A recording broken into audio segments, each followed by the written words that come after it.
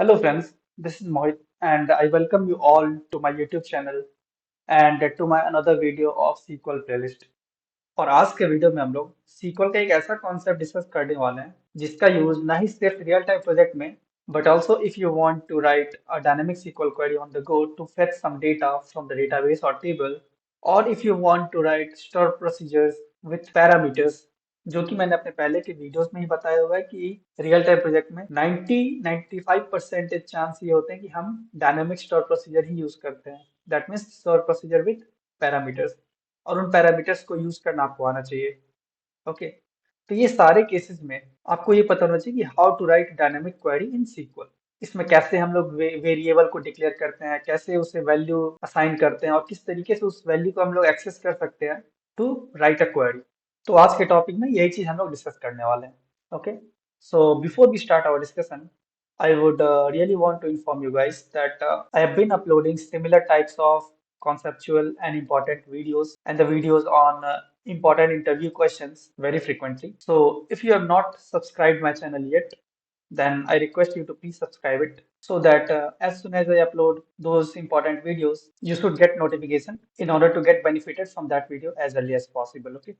तो चलिए बिना टाइम वेस्ट किए डिस्कशन को स्टार्ट करते हैं। ओके, तो मैं पहले एक टेबल क्रिएट कर लेता हूँ जिसका DDL and DML script already मेरे पास अवेलेबल है। तो मैं उसको यूज करके पहले एक टेबल क्रिएट कर लेता हूँ। Okay, so this is the DDL script to create employee table. Let me run it. Okay, अब मैं अपने DML स्क्रिप्ट को रन करूंगा टू इंसर्ट फ्यू रोज। तो ये रहा मेरा DML script. Let me run it. एक बार सेलेक्ट करके देख लेते हैं। Select star from this table. Okay, so this is my input table. So now let's discuss about how to write dynamic query. Okay. Okay, तो सबसे पहले मैं एक काम करता हूँ। मैं इस टेबल को सेलेक्ट करता हूँ और मुझे इस पूरे टेबल में से एक ऐसा रो चाहिए जिसका एम्प्लॉय आईडी 3 हो। तो उसके लिए हम लोग क्या करते हैं generally, where employee ID equals 3।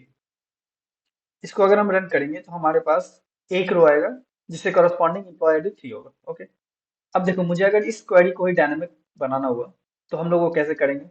Bye dynamic what I mean is, यहाँ पे जो हमने 3 दिया हुआ है इसको हम लोग किसी वेरिएबल से लेंगे क्योंकि इसका वैल्यू कुछ भी हो सकता है। अगर हम उस वेरिएबल को कोई एक रैंडम वैल्यू असाइन कर दें और उस वेरिएबल को हम इस वेयर कंडीशन के अंदर कॉल कर लें तो एक्चुअली वो क्वेरी को हमने डायनामिक ही तो बना दिया है ना। तो उसके लिए क्या करते हैं हम लोग, जैसे ही हमें क्वेरी डायनामिक बनाना होता है तो सबसे पहले हमें कुछ वेरिएबल्स को डिक्लेयर करना होता है, उसके बाद उसको वैल्यू असाइन करना पड़ता है। तो इसके लिए हम लोग क्या करते हैं, वेरिएबल डिक्लेयर करने के लिए सिंपल कीवर्ड यूज करते हैं SQL का जो कि है डिक्लेयर। उसके बाद वेरिएबल नेम हमेशा इस तरीके से लिखते हैं। फॉर एग्जांपल हमें आईडी वेरिएबल डिक्लेयर करना है तो उसको ऐसे लिखेंगे @id। उसके बाद इसका डेटा टाइप क्या है जो कि इंट होने वाला है, इस तरीके से लिख लिया। तो ये हमारा आईडी वेरिएबल एक डिक्लेयर हो गया। अब सेकंड स्टेप क्या है कि हमें इसको वैल्यू असाइन करना है। तो उसके लिए क्या करते हैं, हमेशा set @id equals, for example अभी एक इसमें 3 ही रखते हैं, 3। अब ये सेम क्वेरी को मैं यहाँ पे ऐसे करूंगा और यहाँ पे 3 की जगह अगर मैं @id यूज कर लूँ तो ये क्वेरी हमारा डायनेमिक बन गया। क्यों? क्योंकि हमने एम्प्लॉय आईडी इक्वल्स कोई स्टैटिक वैल्यू नहीं दिया हुआ है, यहाँ पे एक वेरिएबल कॉल किया हुआ है और ये वेरिएबल हमने यहाँ पे डिक्लेयर करके सेट किया हुआ है। ये वेरिएबल क्या है, @id, जिसको मैंने डिक्लेयर किया कि ये इंटीजर है और इसका वैल्यू मैंने सेट कर दिया कि आईडी का वैल्यू क्या है, 3 है। इस तरीके से हम लोग डिक्लेयर एंड सेट करते हैं और इस तरीके से हम लोग उसको कॉल कर सकते हैं। ओके, अब देखो ये select star from employee where employee ID equals 3, इसको हम लोग डायरेक्टली ये दो लाइन को रन कर दे रहे थे, करेक्ट। बट इस केस में क्या होगा, सिंस हमने @id डिक्लेयर किया है तो अगर मैं सिर्फ ये दो लाइन रन करूँ ना तो इसको @id कुछ मिलेगा नहीं, तो ये एरर थ्रो करेगा। Okay, late me run it. ये देखो, must declare variable. That means कि हमें जब भी रन करना हो तो हमें ये डिक्लेयर जहां भी किया है ना, जो जो इस क्वेरी में यूज हुआ है वेरिएबल, डिक्लेयर एंड सेट जहां जहां किया हुआ है उसको साथ लेके हमें क्वेरी को रन करना होगा। तो आप ये चारों लाइन को सेलेक्ट कर लो यहाँ पे, उसके बाद इसको रन करो तो देखो ये सेम रिजल्ट से दिया जो हमारे इस क्वेरी से आ रहा था। Okay, dynamic select query. Okay, अब दूसरा हम लोग देखते हैं how to dynamically update queries. तो हम लोग एक काम करते हैं, ये आईडी 3 है ना, एम्प्लॉय आईडी 3, उससे करस्पॉन्डिंग जो सैलरी अभी 35K है, इसको हम लोग कुछ वैल्यू चेंज कर देते हैं इस सैलरी का, लेट से 37K। ओके, तो इसके लिए हम लोग क्या करते हैं, अपडेट, उसके बाद हम लोग को देना होता है कौन सा टेबल को अपडेट करना है, तो देन टेबल नेम, किस कॉलम को सेट करना है, सेट कॉलम नेम क्या है, सैलरी, सैलरी को क्या सेट करना है, 37,000। उसके बाद फिल्टर कंडीशन क्या होना चाहिए, किस एम्प्लॉय आईडी के लिए सेट करना है, वेयर एम्प्लॉय आईडी इक्वल्स 3। तो अगर मैं इसको रन कर दूं तो क्या होगा, ये 35K चेंज हो जाएगा 37K से, करेक्ट। अब इस चीज को हमें डायनामिक लाना होता है, इसको कैसे करेंगे, वापस से हम इसको क्या करेंगे, डिक्लेयर करना होता है,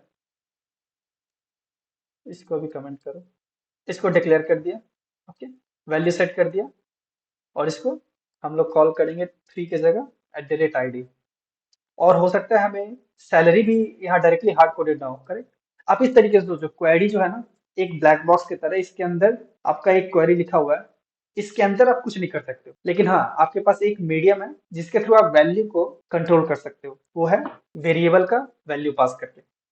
तो सैलरी 37 की जो है, इसकी जगह हम लोग क्या करेंगे, वापस से हमें सैलरी वैल्यू को कंट्रोल करना है, सैलरी, सैलरी क्या होगा, लेट्स से वो भी इंटीजर है, और यहाँ पे set salary equals, let's say जो हम लोग सेट करना चाह रहे हैं वो मैंने यहाँ पे दे दिया। उसके बाद मैं क्या करूंगा, सेट सैलरी इक्वल्स 37 के ना देके इसको मैं वेरिएबल पास कर रहा हूँ, और ये फॉर एग्जाम्पल आप समझ लो इस तरीके से कि बाहर से मैं इसको सैलरी का वैल्यू दिए जा रहा हूँ, आईडी का वैल्यू बाहर से मैं दूंगा, और ये क्वेरी एम्प्लॉय टेबल को अपडेट कर देगा for given employee ID and salary. तो चलो इसको रन करके देखते हैं कि अपडेट हो रहा है नहीं। वन रो अफेक्टेड, इसको सेलेक्ट करके देखते हैं, ये देखो, third row, employee ID 3, salary 37 K, पहले ये 35 के था, अभी हम लोगों ने अपडेट कर दिया 37 के हो गए।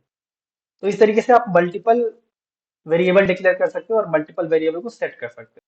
तो it is always a good practice कि आप डिक्लेयर जितने भी वेरिएबल करना है आप एक साथ करो, उसके बाद अगर आपको सेट करने की जरूरत है तो यहाँ पे आप एक साथ सेट करो उसको, उसके बाद लास्ट में आप अपने क्वेरीज को लिखो। ओके, सो मैं यहाँ पे एक पॉइंट ऐड करना चाहूंगा कि हमने यहाँ पे डिक्लेयर तो कर दिया वेरिएबल को, फिर यहाँ पे सेट कर दिया, बट कभी कभी क्या होता है ना, किसी वेरिएबल को हमें ऑप्शनल वैल्यू देना होता है। फॉर एग्जांपल हम चाहे तो उसको वैल्यू दे भी सकते हैं, उसको चाहे तो वैल्यू नहीं भी दे सकते हैं। इन केस अगर आप वैल्यू असाइन ना करो तो उसमें एक डिफॉल्ट वैल्यू आना चाहिए।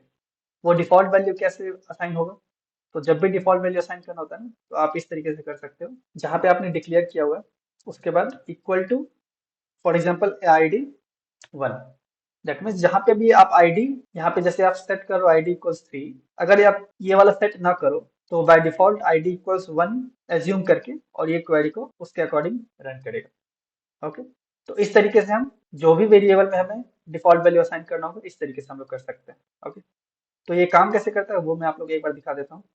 तो फॉर एग्जाम्पल मैं अभी के लिए ये सेट @id को हटा देता हूँ, यहाँ से क्या हो रहा था, आईडी का वैल्यू 3 असाइन हो रहा था, बट सिंस मैंने यहाँ पे आईडी का डिफॉल्ट वैल्यू ऑलरेडी 1 सेट कर दिया है, तो अगर मैं इस चीज को ना भी दूं तो कोई प्रॉब्लम नहीं होने वाला है। क्यों, क्योंकि वो ये डिफॉल्ट वैल्यू को इस आईडी के साथ असाइन कर देगा और ये आईडी मेरा यहाँ पे यूज हो जाएगा। ओके, तो इस केस में क्या होना चाहिए, आईडी इक्वल टू 1 का वैल्यू यहाँ पे हमारा 37 के से अपडेट हो जाना चाहिए, या फिर एक काम करते हैं, इसको इसको कर देते हैं 21। ओके, इस तरीके से इसको रन करते देखते हैं क्या होता है। ओके, ये one row affected. Now let me select this table. तो इस रो में देखो एम्प्लॉय आईडी 1 है, जो कि मेरा यहाँ पे डिफॉल्ट आईडी वैल्यू था, तो इससे कॉरस्पॉन्डिंग जो मैंने अपडेट क्वेरी रन किया तो उसका सैलरी वो 20 के पहले था, अभी 21 के हो गया। ओके, तो इस तरीके से हम लोग यहाँ पे मल्टीपल वैल्यू को डिक्लेयर कर सकते हैं, उसको डिफॉल्ट वैल्यू असाइन कर सकते हैं, उसको इस तरीके से सेट करके और क्वेरी में कुछ इस तरीके से यूज कर सकते हैं। ओके, अब सेलेक्ट और अपडेट हो ही गया, एक काम करते हैं, कभी कभी ऐसा कुछ रिक्वायरमेंट आता है कि हमें कुछ रिकॉर्ड्स को डिलीट करना होता है based on some condition. Okay, तो इस टेबल में मैं क्या करूंगा, आईडी नंबर 5, ये वैल्यू जो है इसको मैं डिलीट करूंगा। तो डिलीट के लिए सिंटैक्स क्या होता है, delete from this table where, हमें क्या डिलीट करना है, एम्प्लॉय आईडी का वैल्यू क्या होना चाहिए, इक्वल्स 5 था ना, बट अगेन हमें यहाँ पे ये स्टैटिक वैल्यू नहीं देना है, तो मैं क्या करूँगा, इस पूरे चीज़ को अभी के लिए कमेंट करता हूँ और यहाँ पर मैं इस वेरिएबल को डिक्लेयर करता हूँ @id int, और यहाँ पे इस तरीके से मैं सेट कर देता हूँ सेट @id इक्वल्स, हमारे केस में भी आईडी नंबर 5 को हमें डिलीट करना है, एम्प्लॉय आईडी 5 को, और यहाँ पे डिफॉल्ट वैल्यू अभी के लिए 1 दे सकते हैं। वैसे अगर आपने सेट यहाँ पे लगा दिया ना, सेट करके असाइन वैल्यू कर दिया, तो ये ओवरराइट हो जाता है वैल्यू, तो ये डिफॉल्ट वैल्यू 1 था, अब आपने वापस से इसको सेट कर दिया, तो ये अभी का जो आईडी का करंट वैल्यू होगा वो यहाँ पे जब हम लोग @id पास करेंगे तो इस आईडी में 1 नहीं जाएगा, इस आईडी में जो आपने सेट किया, क्योंकि ये 1 पहले था अब ओवरराइट हो गया 5 से, तो यहाँ पे आईडी का वैल्यू 5 जाएगा। तो इसको अगर रन करते हैं तो क्या होगा, एम्प्लॉय आईडी 5 के कॉरेस्पॉन्डिंग जो रो है वो डिलीट हो जाएगा। ओके, ये देखो एम्प्लॉय आईडी 5 के कॉरेस्पॉन्डिंग जो रो था वो डिलीट हो गया हमारा। अब एक आखिरी पॉइंट डिस्कस कर लेते हैं, how to write dynamic insert query. Okay, तो इंसर्ट क्वेरी पहले हमें किस तरीके से लिखते हैं वो लिख लेते हैं, इंसर्ट इनटू दिस टेबल। उसके बाद हम लोग यूज करते हैं वैल्यूज। वैल्यूज में फॉर एग्जांपल हमने आईडी 5 को डिलीट कर दिया था, तो हम लोग उसी को इंसर्ट करते हैं दोबारा, 5 और क्या 26 के। पहले मैं इसको सेलेक्ट करके देख लेता हूँ, अभी देखो यहाँ पे 4 ही रो है, करेक्ट। अब मैं इसमें इंसर्ट करूंगा, बट ये सब वैल्यू मेरा वापस से डायनामिक होना चाहिए, इस तरीके से मैं नहीं दे सकता हूँ। तो मुझे आईडी डायनामिक देना होगा, नेम डायनामिक देना होगा, सैलरी डायनामिक देना होगा। ओके, तो मैंने यहाँ ऊपर से कॉपी कर लिया इसे,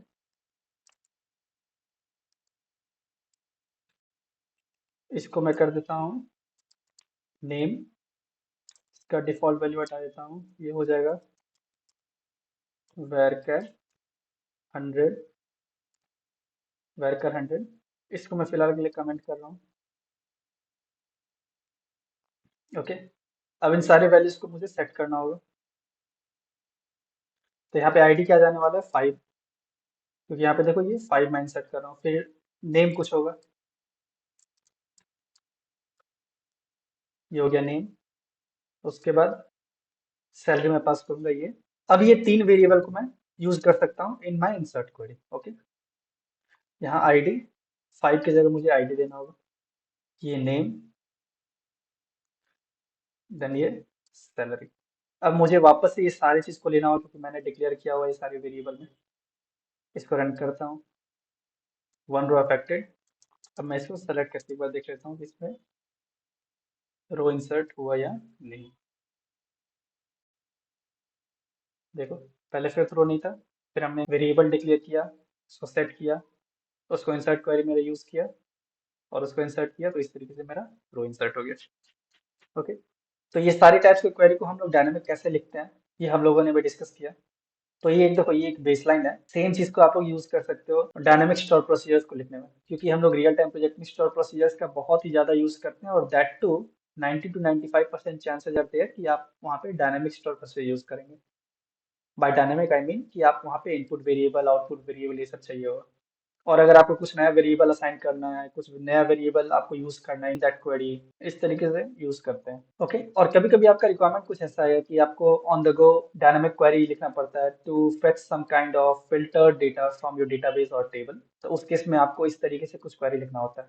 ओके, तो इसलिए इस चीज का नॉलेज होना आपको बहुत जरूरी है कि कैसे हम लोग डायनामिक क्वेरी लिख सकते हैं, किस तरीके से हम लोग वेरिएबल को यूज कर सकते हैं टू राइट और to make a query dynamic.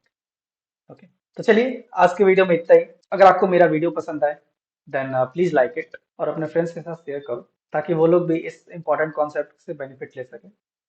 और हाँ, अगर आपने हमारे चैनल को सब्सक्राइब नहीं किया है देन प्लीज सब्सक्राइब इट, ताकि नेक्स्ट टाइम जब भी मैं इस तरह के इंपॉर्टेंट कॉन्सेप्ट पे वीडियो अपलोड करूँ या फिर इंपॉर्टेंट इंटरव्यू क्वेश्चंस को डिस्कस करूँ, तो आपको उसका नोटिफिकेशन मिल जाए और आप मिनिमम टाइम में मैक्सिमम गेन कर पाओ in terms of concept learning. Okay, तो चलिए मिलते हैं अपने अगले वीडियो में, till then take care and good bye.